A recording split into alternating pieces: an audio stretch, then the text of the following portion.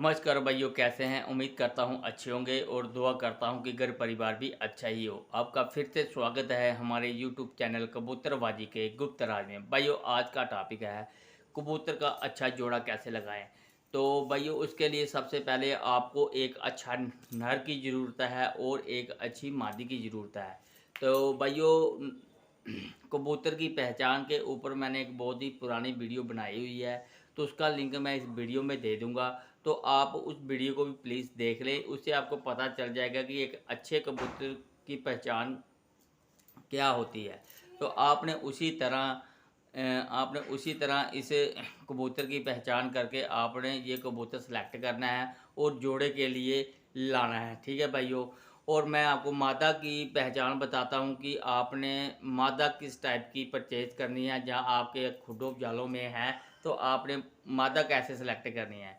तो भाइयों देखो, सबसे बड़ी बात ही यही है कि मादा को सिलेक्ट करने के लिए जो कबूतरबाज अच्छी सिलेक्शन करेगा उसका जोड़ा 100% सही लगेगा। क्योंकि जो मादा होती है ये एक ज़मीन होती है भाइयों, ठीक है। जो नर होता है ये एक बीज होता है।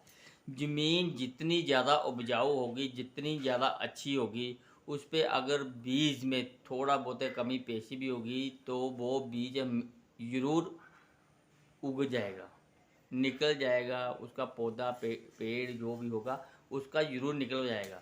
तो इससे क्या मेरा कहने का मतलब यह है कि आपने जब भी मादा की सिलेक्शन करनी है तो मादा में कोई कंप्रोमाइज़ नहीं होना चाहिए। नर में बेशक थोड़ा बहुत कंप्रोमाइज़ हम कर सकते हैं, मगर मादा में हम बिल्कुल भी कंप्रोमाइज़ हमें नहीं करना है। तो जब भी आप एक नर ढूंढें, नर की सिलेक्शन ऐसे करें, उसकी स्टैंडिंग पोजीशन अच्छी होनी चाहिए। ठीक है भाइयों। और नर आगे से चौड़ा होना चाहिए, ठीक है।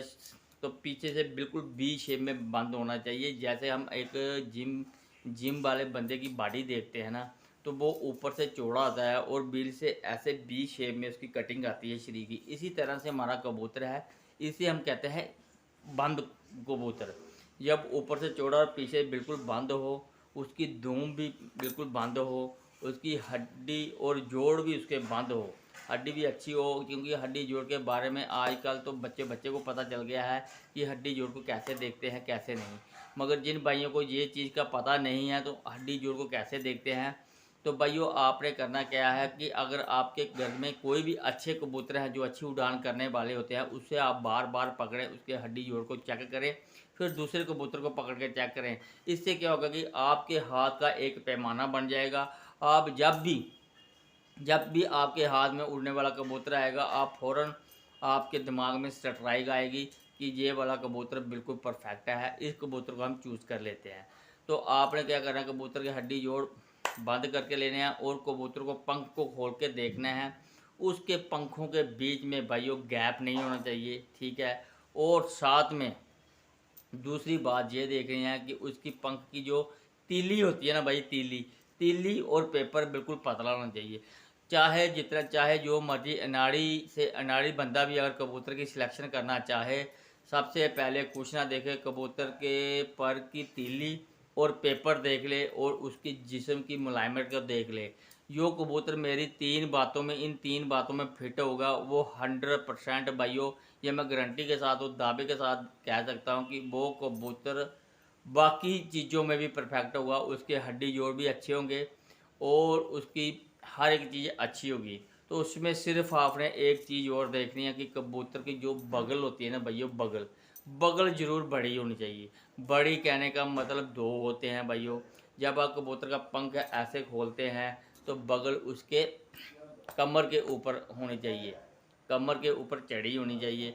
इससे क्या होता है कि कबूतर जो है इससे क्या होता है, जब कबूतर आसमान की तीसरी गहराई में खड़ा होकर उड़ता है तो ये बगल ही भाइयों उसको उड़ने में मदद करती है, ठीक है। बगल उस कबूतर को ऊपर खड़ा कर देती है। जो हमारे पहले तीन पर होते हैं जिसे हम आठवां नौवां दसवां पर कहते हैं, जहाँ पार 5 पर लगा लें आप, ये परों का काम होता है कबूतर को ऊपर लेना, ठीक है, आसमान के बीच में लेना। ये कबूतर को आसमान के बीच में ले जाते हैं और जब ये अपनी एक जगह बना लेता है उधर खड़ा होने के लिए उसे बगल का सहारा चाहिए। जब उसकी बगल बड़ी होगी तो ये एक पैराशूट बन जाता है, जिससे हवा क्रॉसिंग नहीं होती है, तो जिससे कबूतर मज़े से ऊपर खड़ा रहता है। तो ऐसा कबूतर आपने क्या करना है, अपने अपने जोड़े के लिए सिलेक्शन करना है। और जो ब्रीडर कबूतर होता है तो उसमें जो एक काम और करना है, आपने देखना है कि उसका जो बगल से जो उसका पहला पर होता है ना, जो हमारे पंख पहला, दूसरा, तीसरा, चौथा, पाँचवा, छठवां, सातवां, आठवां, नौवां, 10वां, और जहाँ से पहले पर स्टार्ट होता है, पहला पर बगल के पर से, जैसे ये बगल का पर है, ये पहला पर है, ये कम से कम इतना बड़ा होना चाहिए भाइयों। जो पर इतना बड़ा होगा वो कबूतर ब्रीडर होता है। उसके बच्चे उसके बच्चे भी भैया बहुत ही ज़्यादा उड़ते हैं। ठीक है, अब आ जाता हूँ मैं मादी के ऊपर। मादी के ऊपर आने से पहले मैं आपको एक बात और बता देता हूँ भाइयों। ये तो मैं वीडियो अपनी मर्ज़ी से बना रहा हूँ आपको बताने के लिए। मुझे आपने सिर्फ कमेंट ये करने हैं अब कि अब आपके कबूतरों में कमी कौन कौन सी है वो मुझे बताने, वैसे कमेंट करने हैं। मैं उन कमेंटों के ऊपर वीडियो बनाऊंगा जिससे कि आपके आपकी कबूतरबाजी में सुधार होगा ही होगा।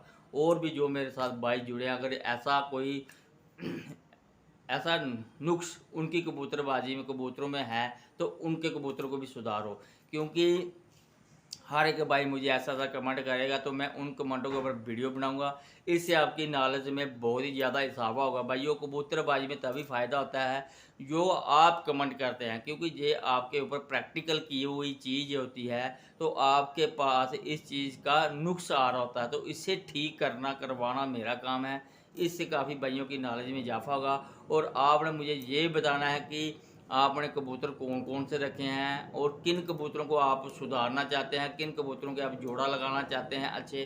क्योंकि मैं हर एक कबूतर, जैसे मद्रासी हो गए, मालवेई हो गए, टैडी हो गए, फिरोजपुरी हो गए, अपने कमगर हो गए, सियालकोटी हो गए, हर एक किस्म के ऊपर मैं जोड़े की सिलेक्शन लगाने आपको बताऊंगा और किस तरह से तरीके से जोड़ा लगता है। तो भाइयों, जो भाई मेरे इस वीडियो के साथ नए जुड़े हैं, जिन भाइयों ने मेरी चैनल को सब्सक्राइब नहीं किया है, तो प्लीज़ इस चैनल को सब्सक्राइब करें, शेयर, लाइक और कमेंट जरूर करें। कमेंट भाइयों सिर्फ आपने अभी यही करने हैं कि आपने कौन से जोड़े की सिलेक्शन के लिए टिप्स लेनी है। मैं उसी सिलेक्शन को बताऊंगा, वही जोड़ा आपको लगा के बताऊंगा। चाहे क्रॉस लगा लो, ब्लड लाइन का लगा लो, चाहे आप क्रॉस जोड़ा लगा ले, चाहे एक ही ब्लड लाइन का जोड़ा लगाना है, ब्रीडर जोड़ा लगाना है, उड़ान वाला जोड़ा लगाना, आपने मैसेज करते जाने हैं, मैंने उसके ऊपर वीडियो बनाते जाने हैं। तो मैं भाइयों का बहुत ही ज़्यादा शुक्रिया अदा करना चाहता हूँ कि मेरे कहने के ऊपर आपने मेरी बात मान के मेरे हौसले को बहुत ज़्यादा बुलंद किया है कि आपने कमेंट वही किए हैं जिसके बारे में मैंने बोला था। मुझे ये जब मैं मैसेज देख रहा था मुझे बहुत ही ज़्यादा खुशी हुई कि मेरे भाइयों ने मेरी बात मानकर मेरा साथ दिया। तो यो मेरे पास 30 लड़के जुड़े थे, उन्होंने कहा था उस्ताद जी हम आपको कमेंट नहीं करेंगे, क्योंकि अगर हम 30 बंदे कमेंट करेंगे आपको ये नहीं पता चलेगा कि पीछे से और कितने कमेंट आ रहे हैं, कितने कमेंट नहीं आ रहे हैं। हम तो आपके साथ हैं। अब आपने ये चीज़ देखनी है कि और बंदों को कितनी ज़रूरत है इस चीज़ की जिसकी डिमांड हम कर रहे हैं। तो उन भाइयों ने मुझे कमेंट नहीं किए। ये जितने भी कमेंट आए हैं ये आप लोगों के आए हैं जिनके आगे मैंने रिक्वेस्ट की थी। तो फिर से आपका बहुत बहुत शुक्रिया। मेरा आप ऐसा ही साथ देते रहें। तो आता हूँ मैं भाइयों अब मादा के ऊपर कि मादा आपको कौन सी सिलेक्ट करनी है। भाइयों मादा हमेशा आप जब भी लें तो मादा लेनी है आपने जिसकी आगे से गोल हो, जो पोट जिसकी भारी हो, आगे से गोल हो और पीछे से बिल्कुल बंद हो, वो वाली मादा की सिलेक्शन करनी है। आजकल क्या हो गया है भाइयों, आजकल जो नया ट्रेंड चला हुआ है जिसे हम कहते हैं एक रिवाज जैसा चल गया है कि लोग करते क्या हैं कि लोग सिर्फ एक स्टैंडिंग पोजीशन को अच्छी अच्छी खड़ी नस्ल बनाने के पीछे पड़े हुए हैं, जिससे कि वो ब्रीडर मादी टोटल की टोटल ख़त्म कर दी है इन्होंने। मादा वही है भाइयों जिसका पोट भारी है, ठीक है ना। औरत औरत ही लगनी चाहिए और जो जेंट्स है वो जेंट्स ही लगना चाहिए। तो अगर ये उनमें वही वाली जो जो कुदरत ने चीज़ बनाई है उस चीज़ को मत ख़त्म करें, क्योंकि जो माता की छाती होती है वो गोल होनी चाहिए। लेडीज़ की छाती भी जो होती है आपको पता है कैसी होती है। अगर वो प्लेन छाती होएगी वो एक हिजड़े के टाइप में आ जाती है। वो अपने बच्चों को दूध क्या पिलाएगी, जब बच्चों को खाना क्या खिलाएगी। मैं कबूतर की बात कर रहा हूँ। अगर उसकी पोर्ट ही नहीं होगी, अगर अपनी पोर्ट में वो दाना ही लेकर नहीं जाएगी तो बच्चे को क्या पालेगी, वो बच्चे को क्या दाना खिलाएगी। ठीक है ना भाइयों। आपने अक्सर देखा होगा कि आपके खुडों के बीच में एक बच्चा छोटा रह जाता है, एक बच्चा बड़ा रह जाता है। उसका कारण क्या है? उसका कारण यही है कि नर की पोर थोड़ी बड़ी होती है वो, और जब भी 2 बच्चे निकलते हैं तो एक नर और मादा अपने-अपने बच्चे की खुद सिलेक्शन करते हैं वो। एक-एक बच्चा अपने-अपने हिस्से में बाँट लेते हैं वो। तो जिस मादा की प्लेन पोर्ट होगी वो इतनी सी दाना लेके जाएगी तो इतना सा दाना बच्चे को खिलाएगी, जिससे उसकी पोर्ट की अच्छी भरपाई नहीं हो जाती और वो बच्चा धीरे धीरे छोटा हो जाता है। उसके बाद क्या होता है कि बच्चा बड़ा होता है, तो जब भी कबूतर या मादा आती है वो उनसे दाना छीन लेता है, तो वो बच्चे को धीरे धीरे छोटा था कहीं बार, ये तो बहुत बार देखा बच्चे मरी छोटा बच्चा मर ही जाता है। ठीक है ना भाइयों। तो यही कारण है। तो आपने वो भी देखा जो ब्रीडर नर और ब्रीडर मादा लगी होती है तो उसके बच्चे दोनों के दोनों बराबर साइज में निकलते हैं। यही कारण है ब्रीडर और नॉन ब्रीडर में। तो भाइयों आपने ऐसी सिलेक्शन करनी है। तो आज की वीडियो में इतना ही, क्योंकि वीडियो बहुत ज़्यादा लंबी हो रही है। तो इसका जो दूसरे पार्ट के बारे में मैं कल बताऊंगा कि इनकी सिलेक्शन कैसे करनी है, इनकी पर हड्डी जोड़ को कैसे देखना है, इनको कम्बिनेशन वगैरह कैसे करना है। तो गुड बाय।